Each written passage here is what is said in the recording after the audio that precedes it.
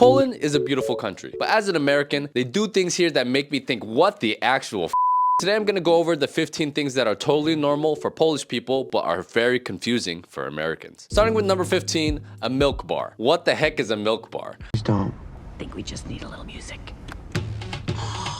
Milkshake brings all the boys to the bar. When you think of a milk bar, you think, oh, it's maybe a dessert place, but it's actually just a cafeteria style place that serves Polish food. We don't really have cafeteria style restaurants like this in the US. You kind of have like Panda Express or some of these Asian places that have that, but these type of restaurants are not that common. Milk bars are some of my favorite restaurants to eat in the country, actually, because you can pick exactly what you want. Kompot is really good, which is like that fruity drink that they have with everything. These restaurants get really packed, especially around lunch hour. The meal times are very different here as well, because there's a focus on eating your meals earlier in the day. So they have breakfast and then lunch and then dinner and then supper. Whereas for Americans, breakfast is around like maybe 7, 8 in the morning, and then you'll have a lunch from like 11 to 1, and then you'll have dinner from like 5 to 7 or 8 p.m. We're more heavily focused on eating dinner. Actually, I would say like Asians in general, we more focus on eating at night, and a lot of us skip breakfast. Number 14. Smoking culture. So in America, people do smoke, and I think it's a little more common maybe in the Midwest. Coming from California, I knew more people that smoked marijuana actually than smoked cigarettes. Here in Poland, everybody smokes, both the boys and the girls. I think it's kind of a big problem because a lot of them start from a very young age, 13, 14, 15. So by the time they're 18, they're smoking a bunch of cigarettes every single day. And I think it ages them very quickly, because I'll see some of these 18-year-old girls and they look like they're 30, if I'd be completely honest. And I'm having a runny nose right now because the vents, I started smelling like cigarette smoke. I don't know when someone's smoking in the building or if it's coming from outside. You're smelling cigarettes everywhere you go, and it's actually really, really annoying. Number 13, the metric system confusion. So yes, this is actually an America problem. I don't understand why we use feet and miles and Fahrenheit. None of this makes any sense at all. I like the Celsius system because it makes a lot more sense. 0 is freezing, 100 degrees is boiling, and then you have everything in between. However, I will say that Fahrenheit is a little more accurate when it comes to saying what the weather is. Because for example, you'll have like, oh, it's 16 degrees outside. Where in America, we have 61, 62, 63, 64. So I guess you can be a little more precise with the temperature. But I'm actually with the Europeans on this. I think the Celsius system and the kilometer system just makes a lot more sense. I think it took me about a year or two to get used to it, because in Colombia they also use the Celsius and metric system. But as an American, it's gonna be very confusing. Number 12, the lack of air conditioning. Poland has very harsh winters. Most homes have heating systems. Sometimes I would actually say that the heaters are turned up to like 1,000, and some of the places indoors are super, super hot, but they don't really have a cooling system. So sometimes during the summer, it can get really hot and humid here. This last summer was really, really rough, especially in my building. Like, I'm towards the top, all the heat rises, and it was just such a pain in the butt trying to sleep at night because it was just so hot. I was always sweating. It was just not fun, not a good time. In the US, we're used to all the homes having heating and air conditioning, but that's not so common in many places around the world. I think some of the newer buildings do have air conditioning, but it doesn't seem to be that common. Hey you, if you're enjoying the video, give the video a like and consider subscribing to the channel. Helps a lot, and I will love you forever. Number 11, food portion sizes. Everything in America is just bigger. What we eat for breakfast, like a Grand Slam, is freaking huge. Portion sizes here in Poland and in Europe in general are a lot smaller. For example, the potato pancakes, which is one of my favorite Polish dishes, that usually comes in quite a big portion, so you'll need to share with other people. A lot of Americans will be confused because they'll come here and they'll order something and they're like, what is this? A meal for ants? Because the food and the nutritional value here is a lot better than it is in the US, you're gonna get full quicker off of less food. And also because a lot of people are gonna be walking all the time, you can still have like little snacks here and there and not be able to gain weight as quickly as you would in America. Number 10, no ice in drinks. In America, every time you get like a soda or something, right? They have like an ice machine so you can get ice and then you put the soda inside of it. And even when you ask for water, normally it comes as ice water. Now I realize, like, when you order a drink here in Poland, it'll come to you in like the regular bottle, then they'll just give you like a regular glass. I think you can get ice if you ask for it, but it doesn't normally come with ice. And I thought that was interesting, actually.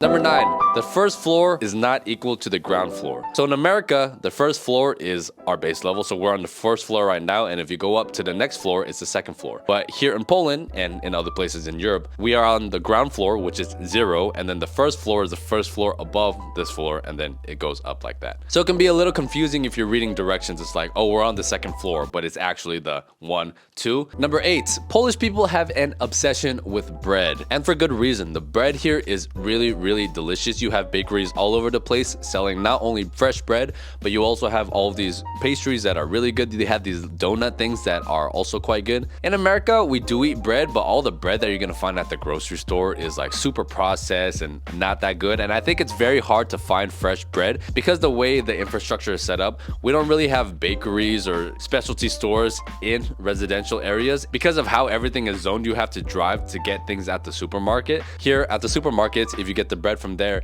they're good, but they're not as good as the fresh bread from the bakery. Number 7, and this is a big one, small talk is not a thing here. Americans love to talk about everything. Before we get anything done, if we're at a supermarket or a bank, it's common to be like, oh, how are you? Oh, not too bad. And both of you guys know that you don't really care. As an American, we put up this front of being like super friendly and jovial and jokey, which in my opinion is just kind of like the way that we express manners. But Polish people, like many Slavic people, are a lot more direct. If you ask a Polish person how they're doing, they're gonna tell you actually how they're doing. If you're trying to get something done, just be direct, ask, this is what I need, and then they'll give it to you, and that's how it is. For a lot of Americans, we're gonna be so confused, like, why is that person so rude? Or why are they so cold? But it's just like a difference in culture. And as an Asian person, we're the exact same way, so I'm quite used to it. Number 6, the different layout of bathrooms. So if you go into a mall here in Poland, you're gonna notice that you're gonna go through one door, and it's gonna be the sinks and everything. You have to go through another door to get to the bathroom with the toilets and the urinals. It's actually quite unique to Poland because I haven't seen this kind of design in other places around the world. Whereas in the US, everything is all kind of in one big room. Number 5, being quiet on public transportation. I think in America, when you're out in public, it's normal for us to make a bunch of noise and talk and just hang out and have a good time. And I would even argue with the rise of social media,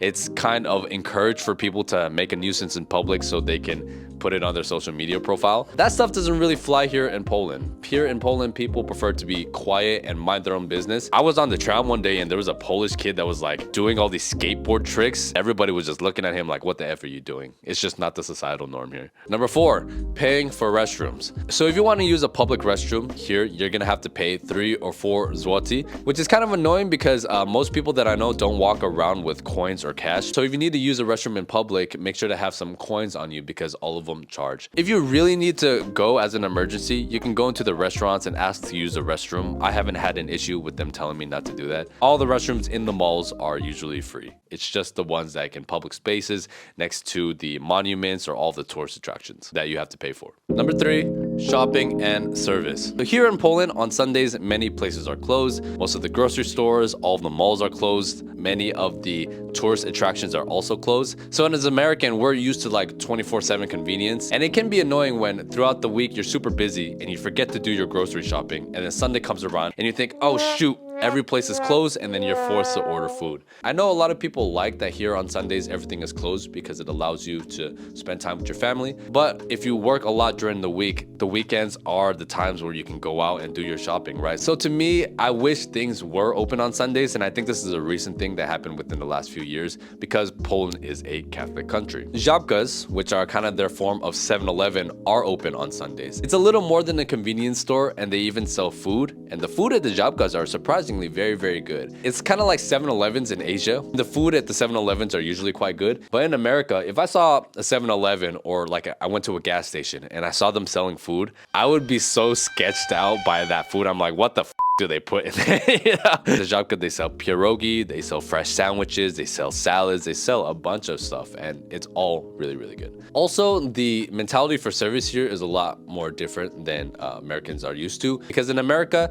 we're used to waiters being super attentive. When you go into like a shopping mall, people working there are almost trying to sell you on a bunch of stuff like, hi, can I help you with anything? Here in Poland, they do that too, but they're a little more relaxed about it. So if you walk into a store, most of the time they'll just say hello, and then they'll leave you be until it looks like you need help. Whereas in America, sometimes it does feel like they're just watching you all the time to see if they can help you. But this also translates to restaurants, right? The service in restaurants are not amazing. For example, in America, they have someone who works at the front called the host. Their only job is to show you to your table. Whereas here in Poland, the waiters have to do both. So a lot of times you walk into a restaurant and you just have to sit there and wait until all of the waiters are not busy anymore. And then when there's a free table or they have some free time, then they'll come to you. It's not that weird if you walk into a restaurant and you feel like nobody's paying attention to you. We're just used to a different system in America. Number 2, shoes off inside the house. This is something as an Asian person I like. It speaks to me. And it just makes a lot of sense, right? The Polish people have their indoor slippers, their klapki, just like we do. And funny enough, they call flip-flops here japonski, like from Japan. And then in Ukrainians, they call it vietnamski, from Vietnam, right? It comes to show you like the connection between Asians and Slavs. I know a lot of American families where they don't take off their shoes when they go into the home. Even if the home has carpet, they still won't take off their shoes. And I've even seen some of my American friends put their shoes on the bed.